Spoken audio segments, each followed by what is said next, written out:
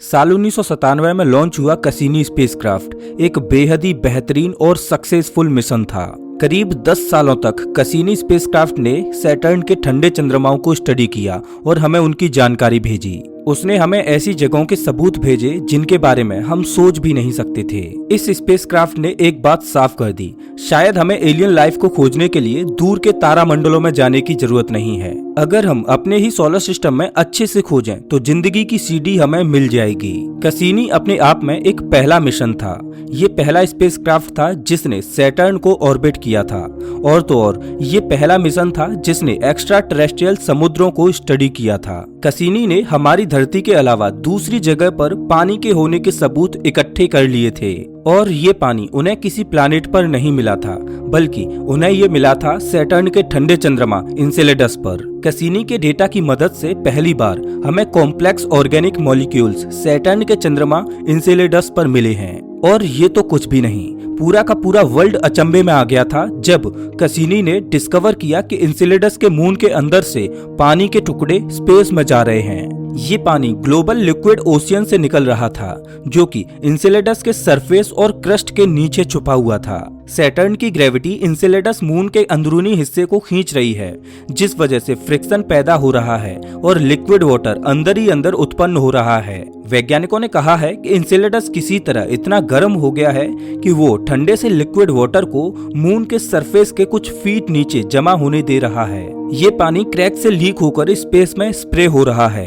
वैज्ञानिकों ने इन्हें प्लूम्स का नाम दिया है। जब कैसिनी ऐसे ही एक प्लूम से होकर गुजर रहा था, तब उसे पता चला कि पानी में अलग अलग तरह के ऑर्गेनिक मॉलिक्यूल्स भी मौजूद हैं, जो कि जिंदा चीजों के बिल्डिंग ब्लॉक्स जैसे हैं। Molecular hydrogen, carbon dioxide, methane और रॉक्स जैसी बहुत सी चीजें कैसिनी ने डिटेक्ट की, जो शायद इंसेलेडस मून के सरफेस के अंदर छुपे समुद्र से निकल रही थीं। कैसिनी की ऑब्जर्वेशंस कहती हैं कि इंसेलेडस के ओशियन पर हैबिटेबल हाइड्रोथर्मल वेंट्स हो सकते हैं। मैं आपको बता दूं कि बिल्कुल ऐसे ही वेंट्स पृथ्वी के अंधेरे ओशियंस में भी मौजूद होते हैं। हाइड्रोथर्मल वेंट्स ओशियन के अंदर एक बहुत ही यूनिक तरीके का इकोसिस्टम बनाती हैं, जहां पर लिविंग ऑर्गेनिज्म पैदा होकर रह सकती हैं। मेथेनोजीन्स जैसे माइक्रो ऑर्गेनिज्म इसी तरह की जगह पर बिना सूर्य की रोशनी के रहना पसंद करते हैं। सिर्फ इतना ही नहीं, वैज्ञानिकों का मानना है कि पृथ्वी पर भी जिंदगी ऐसे ही शुरू हुई थी। इतनी सारी पॉजिटिव चीजों का केवल अंदाजा लगा पाना ही एक बहुत बड़ी सफलता है।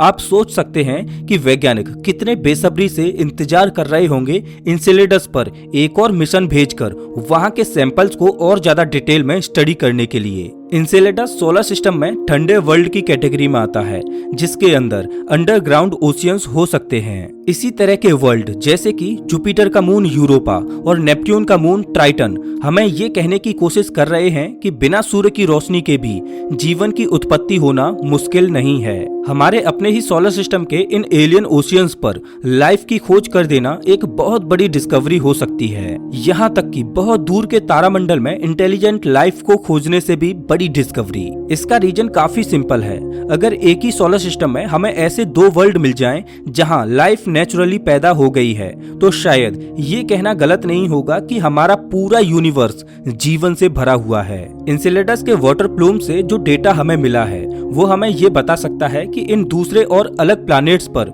लाइफ कैसे फॉर्म हो सकती है। और इसके बाद हम ह्यूमंस को मजबूरी में इंसेलेडस जैसे किसी दूसरे प्लैनेट पर जाना पड़ा, तो हम वहां भी लाइफ के पैदा होने की रफ्तार को बढ़ा पाएंगे। दूसरी दुनिया पर लाइफ को खोजने में सबसे बड़ी परेशानी ये है कि हम केवल एक ही प्लैनेट को जानते हैं जिस पर लाइफ है, और वो है पृथ्वी। पृथ्वी पर करोड़ों तरह के जीव जंतु पाए जाते हैं, लेकिन वे सभी एक ही प्लैनेट पर पैदा हुए हैं। इस वजह से एस्ट्रोबायोलॉजिस्ट को दूसरे प्लैनेट पर लाइफ खोजते वक्त बहुत ही स्मार्ट रहना होगा। जैसे कि एक बेहद ही पुराने आइडिया को ले लीजिए, हैबिटेबल वर्ल्ड केवल स्टार्स के गोल्डीलॉक्स जोन में ही पैदा हो सकते हैं।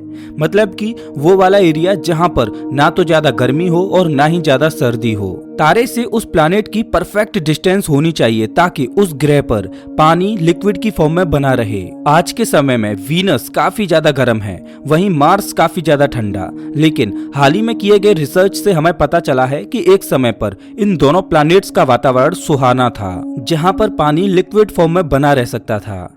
हमें नहीं पता कि जिंदगी उस वक्त में इन प्लैनेट्स पर आई थी या नहीं, बस हमें इतना पता है कि आज के समय में वो परफेक्ट कंडीशंस बदल गई हैं। आज हम जानते हैं कि किसी मून या प्लैनेट पर जिंदा ऑर्गेनिज्म पैदा होनी है तो ये जरूरी नहीं कि वो तारे के हैबिटेबल जोन में ही हो। जैसे कि जुपिटर के बड़े चंद्रमा यूरोपा को देख लीजिए। इस चंद्रमा का अंदरूनी हिस्सा बिल्कुल सही टेम्परेचर का है जो उस वर्ल्ड को थर्मली एक्टिव रखता है। इस चंद्रमा की सतह के नीचे भी लिक्विड वाटर है जिसके अंदर मौजूद ऑर्गेनिज्म को जिंदा रहने के लिए सूर्य की रोशनी की जरूरत नहीं है। समुद्र में मौजूद थर्मल वेंट्स की मदद से वे सरवाइव कर सकती हैं, बिल्कुल वैसे ही जैसे धरती के गहरे समुद्र में दूसरे ऑर्गेनिज्म सरवाइव करते हैं। पानी की मात्रा आउटर सोलर सिस्टम में बहुत ज्यादा है, इसीलिए वहां मौजूद गैस जायंट्स जैसे कि जुपिटर और सैटर्न के चंद्रमाओं पर लाइफ का होना बहुत बड़ी पॉसिबिलिटी हो सकती है। लेकिन जिंदा रहने के लिए पानी ही काफी नहीं होता।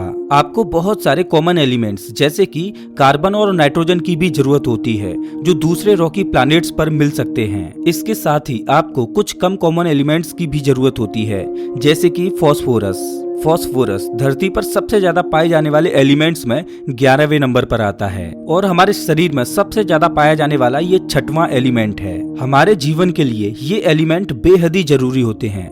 हमारे डीएनए और आरएनए की फॉर्मेशन में इनका बहुत बड़ा योगदान है। अगर हम दूसरी दुनिया में जीवन की खोज कर रहे हैं तो हमें केवल पानी और सूर्य ही नहीं बल्कि फास्फोरस को भी खोजने की जरूरत है और ये एलिमेंट इंसेलेडस चंद्रमा पर मौजूद है। जैसा कि हमने पहले ही जाना कि कैसिनी स्पेसक्राफ्ट ने जब वाटर प्लूम्स को ऑब्जर्व किया तब उसमें से हमें बहुत से ऑर्गेनिक कंपाउंड्स मिले, लेकिन उन कंपाउंड्स में फास्फोरस नहीं था। लेकिन फिर एक टीम जो इंसेलेडस को स्टडी कर रही थी उसने कहा कि इस चंद्रमा पर फास्फोरस हो सकता है। उन्होंने एक जियोलॉजिकल मॉडल बनाया और उसे कैसिनी के डेटा से मैच किया।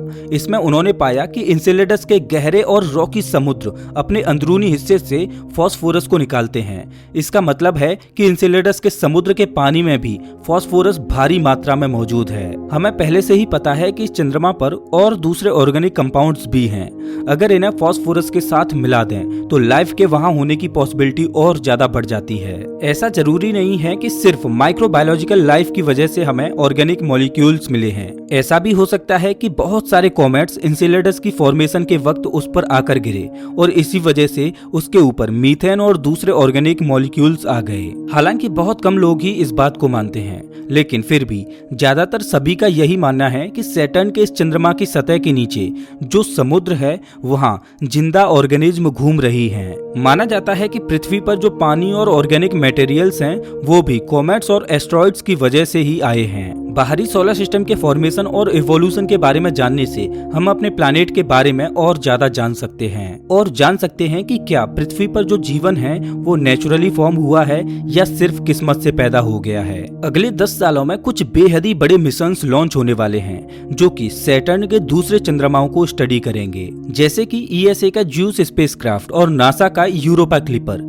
ये सभी मिशन सैटर्न के चंद्रमाओं के अंदर मौजूद ओशियंस को खोजने की कोशिश करेंगे। नासा ड्रैगन फ्लाई मिशन को भी लॉन्च करने वाला है जो टाइटन के सरफेस को एक्सप्लोर करेगा और पता करने की कोशिश करेगा कि किसी प्लैनेट पर लाइफ की शुरुआत कैसे होती है। लेकिन अभी तक कोई भी स्पेस एजेंसी इंसेलेडस पर मिशन करने के लिए फंड नहीं कर रही है। ऑर्बिलैंडर नाम के एक मिशन की बात तो जरूर हो रही है, लेकिन 2038 से पहले ये लॉन्च नहीं होने वाला। कैसिनी मिशन के बहुत से वैज्ञानिक इस बात से खुश नहीं हैं। उनका कहना है कि इंसेलेडस में पहले से ही क्रैक्स मौजूद हैं जिसमें से पानी निकलकर स्पेस में आ रहा है। इस वजह से हमें वहां ड्रिल या खोदने की भी जरूरत नहीं पड़ेगी। लेकिन फिर भी कोई भी स्पेस एजेंसी इंसेलेडस पर जल्द से जल्द मिशन भेजने के बारे में नहीं सोच रही है। एक बेहद ही रोचक मिशन के बारे में डिस्कस जरूर किया जा रहा है जिसमें बहुत सारे रोबोटिक माइक्रोस्वेमर्स को इंसेलेडस के ओशियन में छोड़ा जाएगा। ये रोबोट्स डायरेक्टली ओशियन के कंपोजिशन और वहां के एनवायरनमेंट को स्टडी करेंगे। अगर नासा इंसेलेडस पर मिशन ना भी भेजे तब भी हम पृथ्वी से ही टेलीस्कोपिक ऑब्जर्वेशंस की सहायता लेकर इन ठंडे वर्ल्ड्स के बारे में पता लगा सकते हैं। नासा ने पिछले 10 सालों में लैंडिंग टेक्नोलॉजी में बहुत ही इंप्रूवमेंट्स किए हैं। इसके साथ ही उन्होंने ऐसे एडवांस इंस्ट्रूमेंट्स भी डिस्कवर कर लिए हैं जिनसे बर्फ से ढके हुए हैबिटेबल ओशियन वर्ल्ड को भी देखा जा सके। हम सिर्फ उम्मीद ही कर सकते हैं कि नासा और बाकी की स्पेस एजेंसी इंसेलेडस पर जल्द से जल्द मिशन भेजने की कोशिश करेंगी। तो दोस्तों इस वीडियो में बस इतना ही। वैसे आप हमारा ये वीडियो कौन से शहर से देख रहे हो हमें कमेंट करके जरूर बताएं। अगर आपको ये वीडियो अच्छा लगा हो तो इसे लाइक करें और ऐसे ही वीडियोज के लिए चैनल को सब्सक्राइब करें, साथ ही बेल आइकन दबाएं।